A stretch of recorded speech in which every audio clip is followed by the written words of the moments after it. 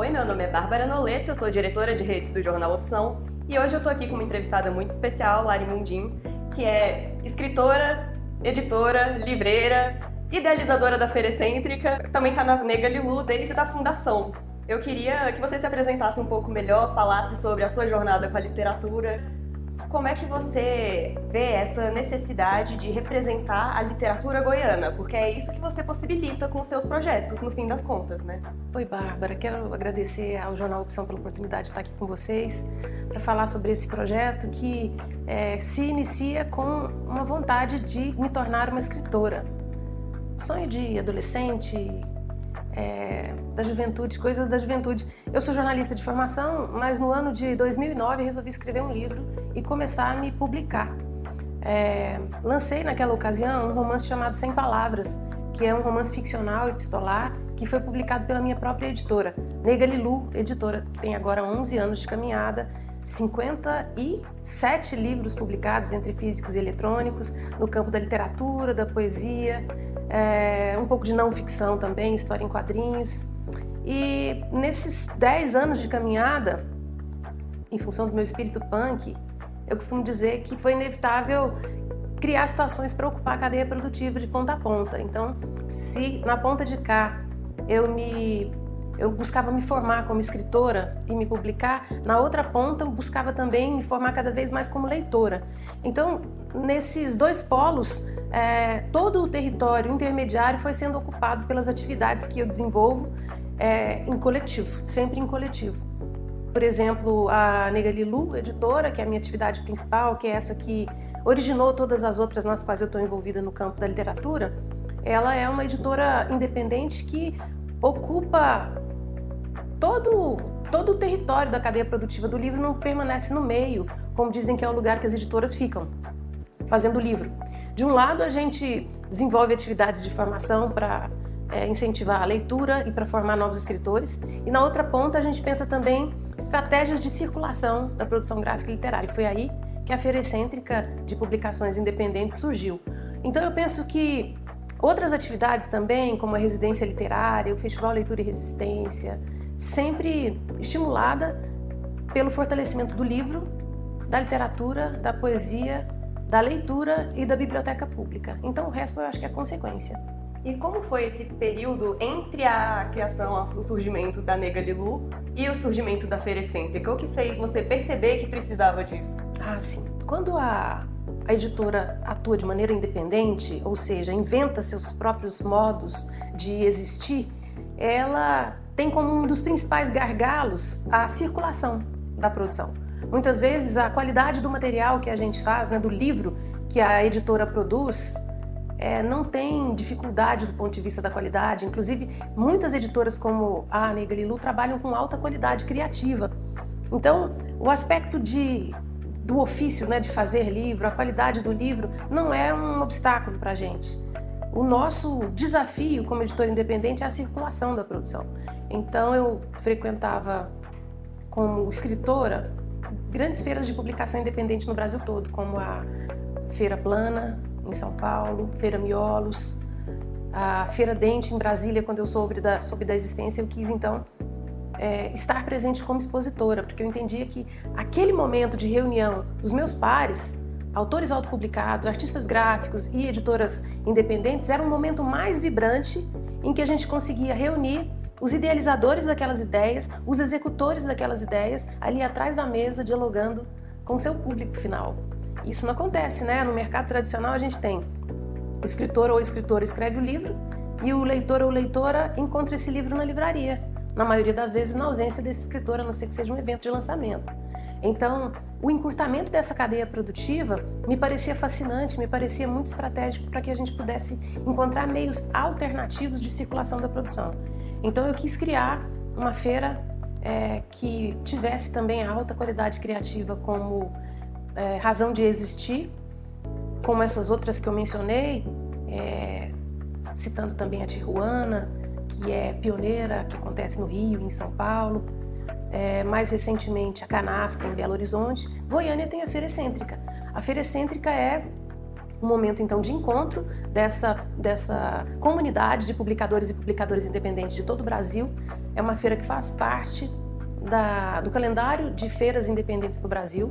E se a gente olhar a movimentação que ela é capaz de produzir, Bárbara, de 2018, quando ela acontece pela primeira vez com apenas 64 expositores, até a movimentação mais recente da feira em abril do ano de 2024, muito estímulo foi trazido para o nosso mercado de publicações e de produção artística, gráfica também, né?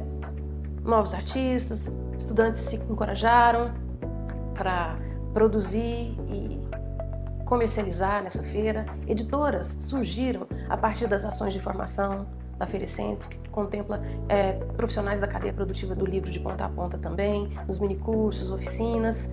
Ou seja, eu acho que é um momento, assim, além de ser um encontro muito vibrante para todo tipo de pessoa humana e não humana, porque a gente tem as plantas e os bichos frequentando também a Feira Excêntrica, eu acho que é um momento em que a gente se inspira muito para produzir, para estabelecer redes produtivas, porque muitas parcerias acontecem dali, as pessoas se conhecem, trocam ideias e se sentem estimuladas também a fazer esse circuito de feiras que acontece no Brasil como um todo. E hoje você me falou que trouxe aqui para mim o presente da nossa amiga em comum, a jornalista e escritora de Brasília, Mayra Valério. Eu queria saber qual a sua relação com ela e que você falasse um pouquinho da história dela. Sim, olha, o livro que eu trouxe para Bárbara é esse lindão aqui, ó, Vulva Revolução, que é o próximo lançamento da Nega Lilu Editora. No dia 20 de dezembro a gente lança esse livro da Mayra Valério no Barito, em Brasília, e ela segue em seguida pela Vulva Tour para São Paulo, para o Rio, e em fevereiro ela vai estar aqui em Goiânia também. Conheci Mayra Valério nas feiras de publicação independente. Foi na Feira Dente, depois no Motim, em Brasília. Passei a admirar o trabalho dela como publicadora. Conheci o blog Vulva Revolução. Sabia que ela movimentava muitas ideias e ações em Brasília também, porque o Vulva Revolução começou como blog, mas virou publicação, virou evento, virou festa. Eu acho que muito pela capacidade de movimentar a cena que a Mayra tem, como jornalista, mas sobretudo como pensadora, e fazer com que os assuntos que ela tratava no blog Vulva Revolução, que são questões feministas muito transformadoras da sociedade, mexessem de forma geral, assim, com o quadradinho. E depois, para além dele, a internet, né, no caso, como suporte do canal dela, desterritorializa toda a operação.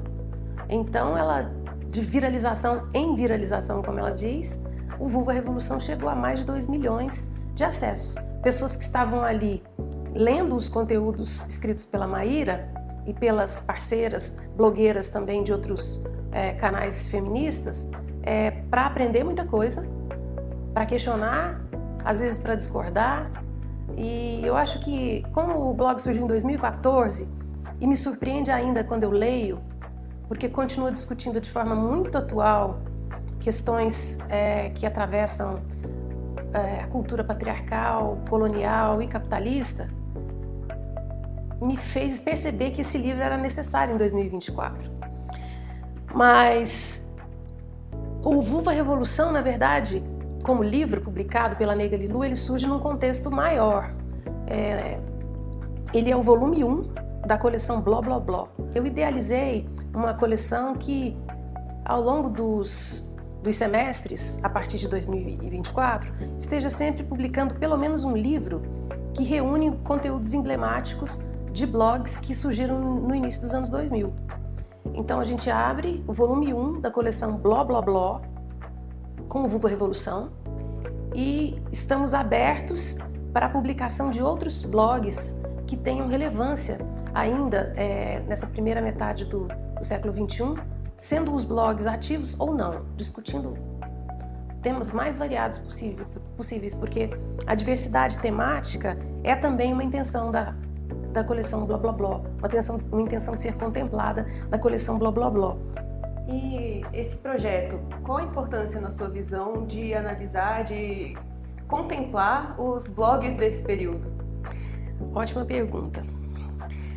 por que publicar conteúdo que já está disponível, né? Ou conteúdo que é antigo? Qual que é mesmo o sentido de tornar material ou trazer para o universo analógico esse conteúdo que originalmente foi disponibilizado no ambiente virtual? É que quando a gente acompanha a blogosfera, né, que é o universo de blogs, como convencionou se chamar, quando a gente acompanha sobretudo esses mais antigos, da primeira década dos anos 2000, é como se a gente pudesse perceber uma caminhada até a chegada das mídias sociais. E o quanto esse esforço de pessoas como você, jornalistas, produtores de conteúdo, intelectuais ou pessoas criativas que gostam de escrever sem compromisso, fizeram um esforço de pensar temas, de pesquisar assuntos, às vezes se especializar neles com uma vocação de dialogar, porque o trabalho do blogueiro ele é não remunerado, pelo menos era. E então a gente percebe que é muita vontade de trocar ideia, é muita vontade de estabelecer diálogo. E os temas que eram escolhidos e a forma como as pessoas leitoras respondiam a esses temas nos faz compreender um pouco como a cibercultura vem se desenvolvendo de lá para cá. Porque tudo isso é muito recente ainda, embora a gente já tenha navegado bastante, ou a gente tenha a impressão de ter navegado bastante nessa rede, né? Nessa web. Então eu acho que é uma colaboração que a Negalilu traz para a gente compreender um pouco mais a cultura do nosso tempo a partir da cibercultura. Entendi, é uma ótima ideia, parabéns. Então vou fazer a entrega formal, tá bem? Um livro que é da Maíra Valério, um presente meu e dela para você, para conhecer um pouco mais sobre esse trabalho. Vou ler com muito carinho. Muito obrigada. Agora, para finalizar a nossa entrevista, eu vou te fazer a pergunta que é padrão aqui do programa. Qual é o seu recado, a sua dica para quem está assistindo em casa, pensando no tema que você veio falar aqui hoje? A minha dica para a pessoa que estiver assistindo a gente aqui nesse bate-papo é que escolha um bom livro para finalizar esse ano e para começar o próximo, valorizando uma atividade, para alguns também um hábito, que é extremamente importante para a gente manter o Brasil enquanto um território crítico, um território simbólico também, e para a gente manter as livrarias de rua abertas, porque quando a gente decide comprar um livro de uma livraria de rua e não da Amazon, por exemplo, ou dos similares, nós estamos exercendo uma função que pouca gente se lembra, que é o fato de que o leitor é também um agente político. Então a gente faz uma escolha política toda vez que a gente escolhe um livro. Então eu recomendo para todo mundo que está fechando 2024, abrindo 2025, escolha um bom livro e leia. E pode ser esse o livro para o final do ano, hein, gente? Maíra Valério, Vulva Revolução.